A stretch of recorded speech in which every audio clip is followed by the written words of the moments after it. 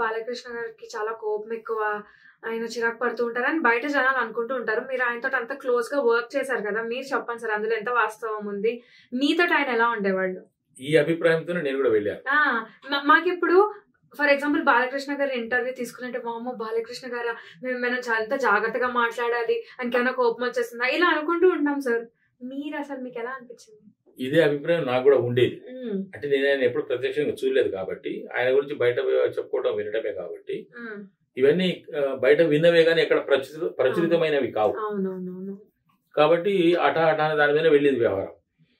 రేపు నాకు షూటింగ్ బాలకృష్ణ గారితో. అంతకుముందు నేను ఒక 15 రోజులు చేశాను నా క్యారెక్టర్ వరకు. సార్తో ఎంటర్ అవుతున్నది ఆ రోజు. రేపు సార్ వస్తున్నారు, రేపు మీ కాంబినేషన్లో సీన్ ఉంది అని చెప్పినప్పుడు, అవునా మరి సార్ వస్తున్నారా, మరి సార్తో ఎలాగ ఉండాలి, ఎలా మెలగాలి, ఏం చేయాలబ్బా, ఇప్పుడు నా పరిస్థితి ఏమిటి అని చెప్పేసి నేను కొంచెం భయపడ్డా.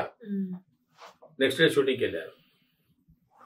షూటింగ్కి వెళ్ళి సెట్లోకి వెళ్ళిన తర్వాత అక్కడ సార్ కూర్చున్నారు. ఓ ఇద్దరు ముగ్గురితో మాట్లాడుకుంటూ కూర్చున్నారు. నేను కొద్ది దూరం వెళ్ళి చూసి కో డైరెక్టర్ గారిని పిలిచాను. సార్ మరి సార్తో కాంబినేషన్ అంటున్నారు, మరి సార్ పరిచయం లేదు సార్, నన్ను తీసుకెళ్ళి పరిచయం చేయాలి, మరి ఇలాగ సార్ ఇప్పుడు సార్తో మాట్లాడటం. అవునా మీరు కలవలేదా? 20 కలవలేదు మీకు ఇంతవరకు? ఎక్కడ సార్ కలవలేదు కదా సార్. ఓకే ఓకే అని చెప్పేసి ఆయన వెళ్ళి డైరెక్టర్ గారికి చెప్పారు. డైరెక్టర్ గారు అవును నిజం కదా అని చెప్పేసి అని డైరెక్టర్ గారు వచ్చి రండి మురళీధర్ గారు అని తీసుకెళ్ళి బాలకృష్ణ గారి దగ్గరికి వెళ్ళి సార్ అనగానే ఆయన నన్ను చూసి లేచి నిలబడ్డాడు. లేచి నిలబడి నమస్కారం చేశాడు. నమస్కారం చేసి సార్ నమస్కారం సార్ అన్నాను. రండి రండి రండి అని చెప్పేసి అని పక్కన కూర్చోమని చెప్పేసి అని కూర్చోబెట్టుకొని ఎలా ఉన్నారు అన్నగారు బాగున్నారా అని ఫస్ట్ టైం పలకరించారు. ఎలా ఉన్నారు అన్నగారు బాగున్నారా అని. ఆ మాట చివరి వరకు కూడా, అంటే షూటింగ్ అయిపోయి మేము మళ్ళీ కలుసుకుని మళ్ళీ ఆ తర్వాత సక్సెస్ మీట్లో కలుసుకున్నా కూడా అన్నగారు తప్ప ఇంకొక మాట మాట్లాడలేదు. మురళీధర్ గారు కూడా అనలేదు ఆయన ఎప్పుడు అన్నగారు అని.